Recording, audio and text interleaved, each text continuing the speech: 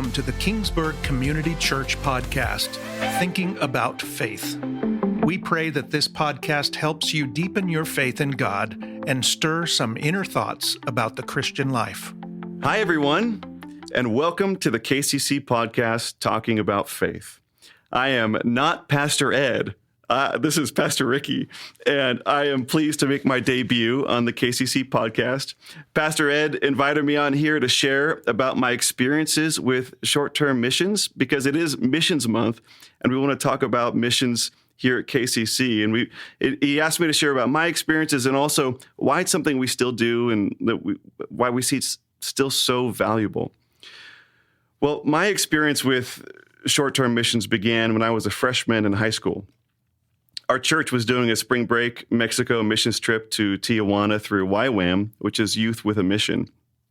The problem for me is that this was right in the middle of baseball season. And our team had a rule that if we missed a week of practice and games, then we'd have to sit the bench the next week of games. Having around only 15 games in a season, this meant I'd miss 2 games and then sit the bench for the following 2 games. Well, I never sat the bench in baseball. I was a pretty good baseball player, and the coaches would not be happy with me missing these games. And it wouldn't just be me who would miss these games. It'd also be our catcher, Nick, going with me as well. So we had a tough decision to make.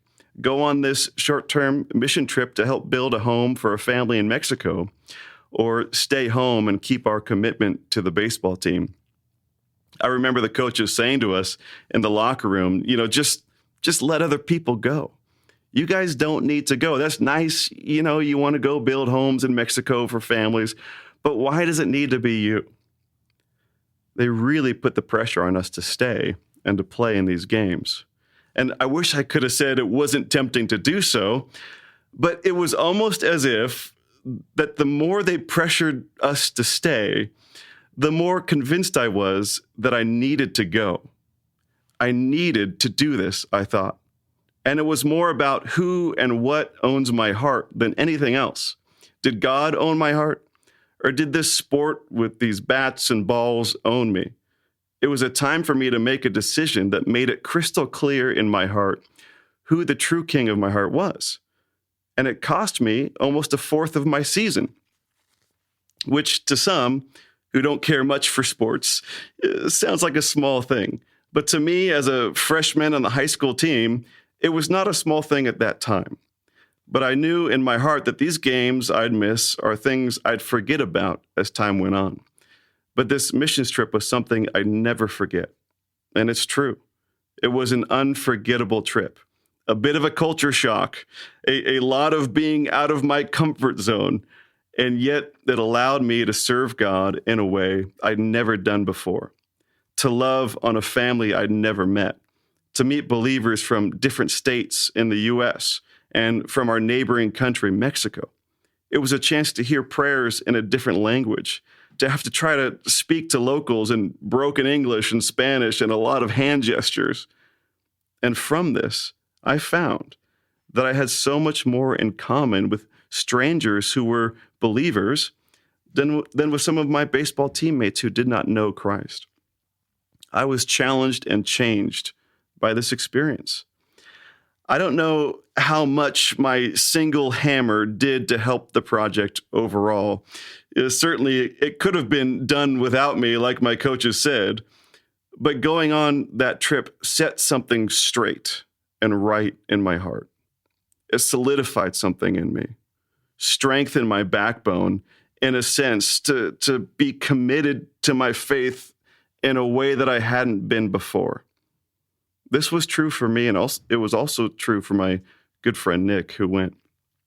We had gone against the grain together for Jesus and came home with a new appreciation for all that we had, and also a new appreciation for the joyful faith of those in Tijuana who didn't have anything close to what we had materially, but were filled by the Spirit of God. This experience set me on a course to say yes to God, even if it's scary. And this led me to going a second time with my church. And this time it was to Ensenada, much deeper into Mexico, seeing far more of the countryside and squalor It was shocking and sad to see how so many lived in homes made of garage doors and scrap wood on sides of hills. That trip was also life-changing, and also a little less scary than the first one. I was less nervous being uncomfortable. I was less nervous being out of my element. After this, our church didn't go again to Mexico, but my short-term experience didn't end there. And it was because of these early ventures into missions that when faced with a bigger call years later in college, I didn't immediately say no. I prayed and asked God earnestly if this is what he wanted me to do. And one day I felt that peace and assurance that this is what he wants me to do. So I spent a summer in Uganda with close friends from summer camp I'd met 2 years prior. Those 7 weeks stretched us to the brink at points. It was just us college students traveling in Uganda in 2009. And Uganda at that time was still reeling from brutal conflicts, leaving hundreds of thousands of orphan kids, and also from the ongoing HIV crisis. So we traveled from orphanage to school, to farmland, to school, to compound, to church. We were visiting different ministries there, but helping at 2 primarily with most of our time. And 2 on the trip with us had gone the year prior and planned the entire thing out with connections they'd made and places they've been. So we weren't going in totally blind here. The primary ministry we were connected with was New Hope Uganda, that does incredible work with orphans, creating a community and a family for them. The place was designed like a wagon wheel, where each spoke of the wheel had a mom and a dad for a group of orphans that lived there like a big family. And then everyone there had their own responsibilities for their area. And at the center of the wagon wheel-shaped community was the church and the school for the kids. We spent time there teaching in the schools and playing with the kids in the evenings. One of the most interesting places we served was at a piece of land that New Hope had just purchased right on Lake Victoria that was bought with the intention for it to become a retreat center for Ugandans. It was to be like a family camp that we have here, something the Ugandans had no experience with. Taking this sort of vacation with your family to connect with God was a foreign thing to them, but something beautiful that we had grown up being able to do. And since, being a kid and going to camp and meeting my wife Joanna at summer camp as counselors together, we were both excited at the opportunity to help to get this land ready to become a family camp for Ugandan families to go and enjoy and experience some of the things that we loved and experienced as well. It was the hardest job we had, but it was also, for me, I'd say the most rewarding. We slept in safari tents with guard dogs sleeping in front of them. The land was in very rough and an overgrown state.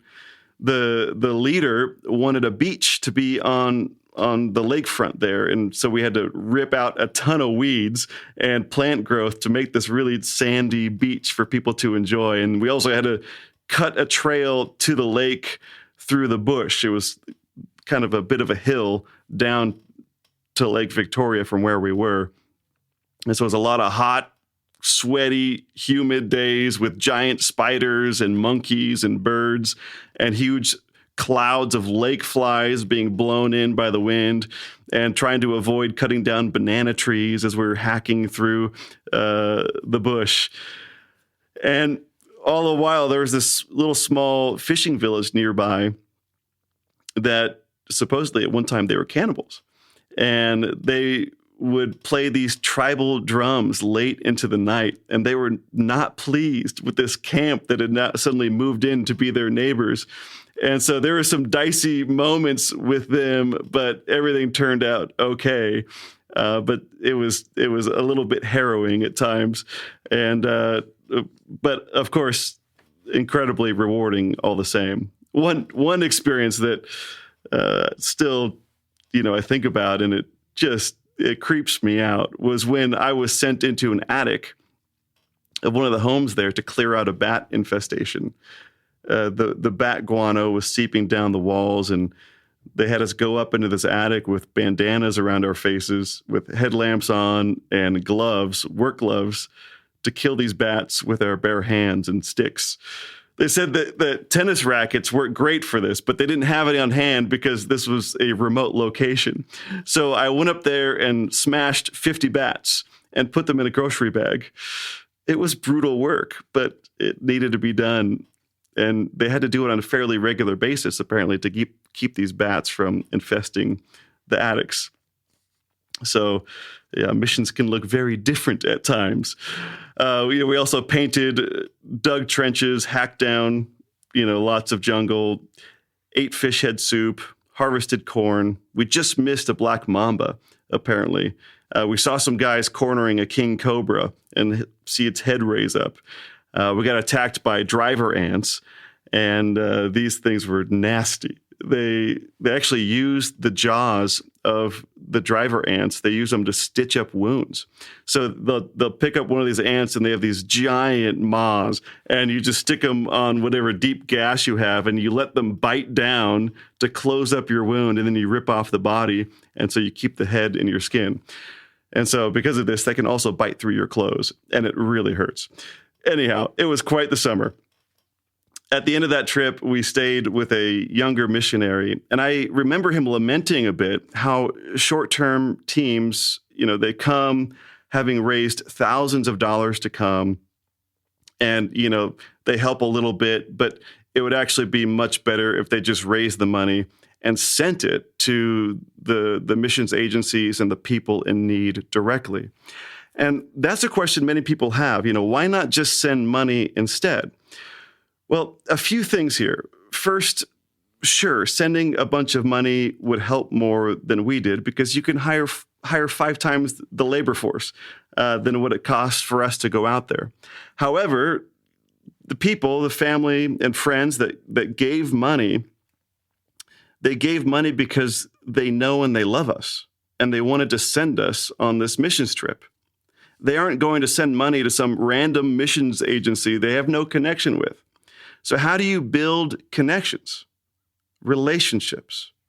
And the more people that go and experience and build friendships and relationships with overseas missionaries and organizations, the more those people will support those missions in the future, and the more our faith will be solidified.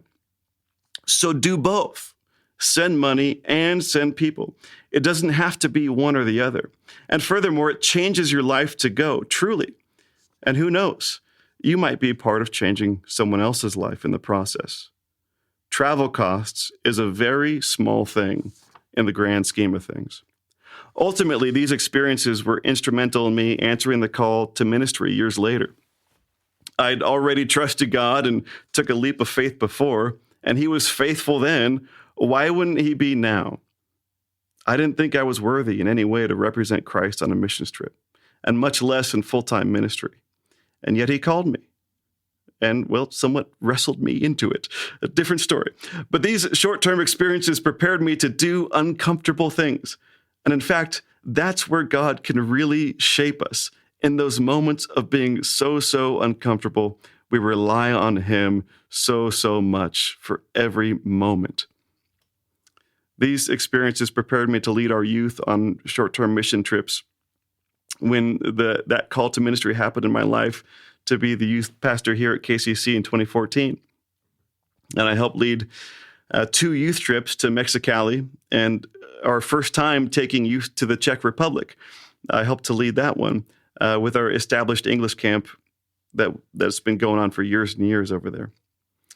One thing I so appreciate about the KCC short-term trips like Mexicali and Czech is that there are deep relationships built between us and those places.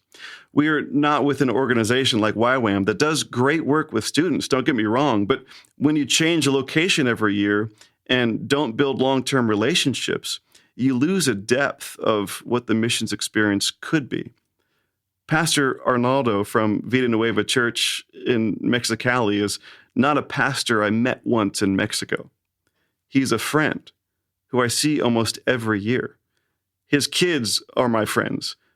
Philip and Pavel from the Czech English camp aren't just some really funny and kind Czech men I met one summer.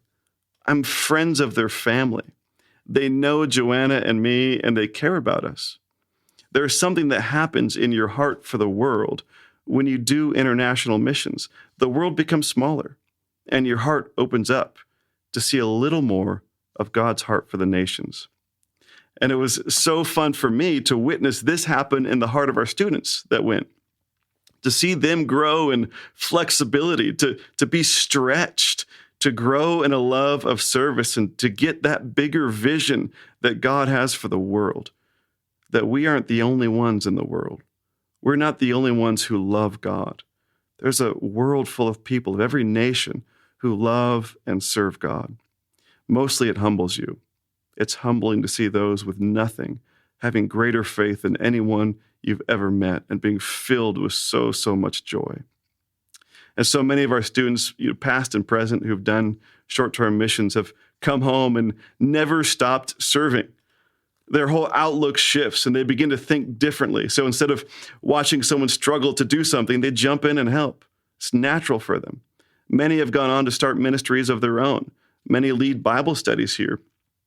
It's an experience that stretches us so that we are forced to recognize our shared calling.